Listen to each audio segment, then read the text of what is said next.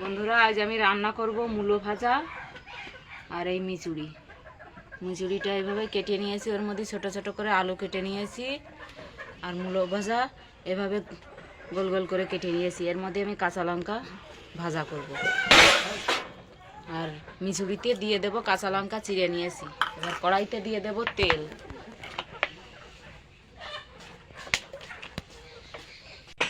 মূলো ভাজাটা করব, মূলো ভাজার মধ্যে দিয়ে দেব হলুদ, দিয়ে দেবো লবণ।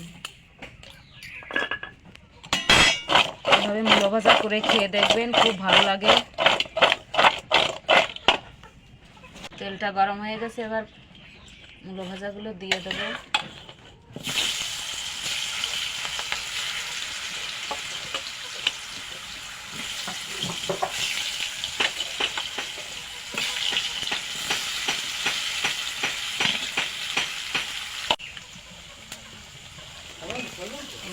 মূলোগুলো উল্টে দেবো।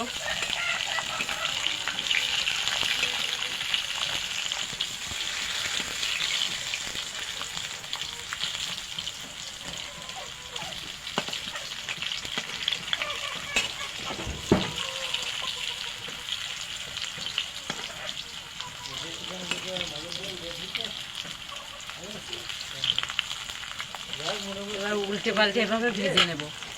আমি উল্টে পাল্টে ভেজে নিয়েছি, তুলে নেব। ভাজা হয়ে গেছে, তুলে নেব।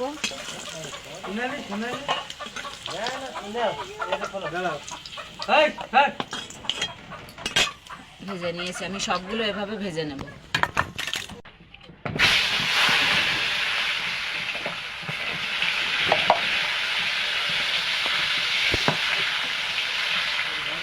সবগুলো এভাবে ভাজা করে নেব। মূলো ভাজাগুলো এভাবে উল্টে পাল্টে ভালো করে ভেজে নিয়েছি। এভাবে ভাজা করে খেয়ে দেখবেন, খুব ভালো লাগে। সাথে এরকম লঙ্কা ভাজা করবেন, কাঁচা লঙ্কা। আমি তুলে নেব, হয়ে গেছে। দেখুন, এবার মিচুড়িটা রান্না করে নেব। কড়াইতে তেল রয়েছে, আর একটু তেল দিয়ে দেবো আমি মিচুড়িটা রান্না করার জন্য।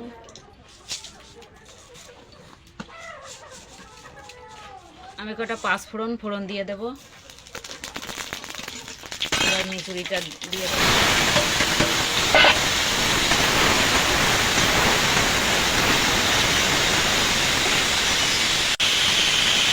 দিয়ে দেবো, স্বাদ মতো লবণ দিয়ে দেবো। আর আমি কাঁচা লঙ্কা ছিঁড়ে রেখেছি, এটা দিয়ে দেবো। নাড়াচাড়া করে একটু ভেজে নেবো। নাড়াচাড়া করে একটু ভেজে নিয়ে এবার জল দিয়ে দেবো। একটু জল দিয়ে দেবো।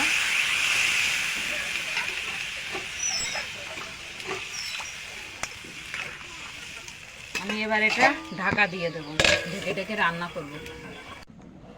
ঢাকনা তুলে একটু নাড়িয়ে দেবো।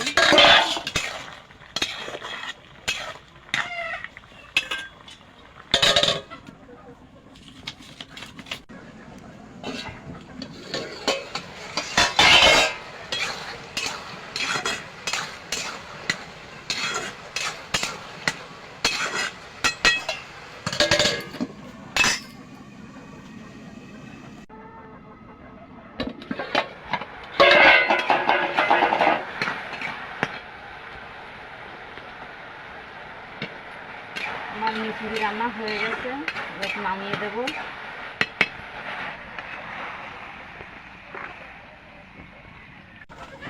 মিচুড়ি রান্না হয়ে গেছে, দেখুন। আমি এই মূলো ভাজা করেছি, সাথে কাঁচা লঙ্কা ভেজে নিয়েছি, আর এই মিচুড়ি রান্না করেছি। রেসিপি দুটো যদি ভালো লাগে, লাইক, কমেন্ট আর শেয়ার করবেন।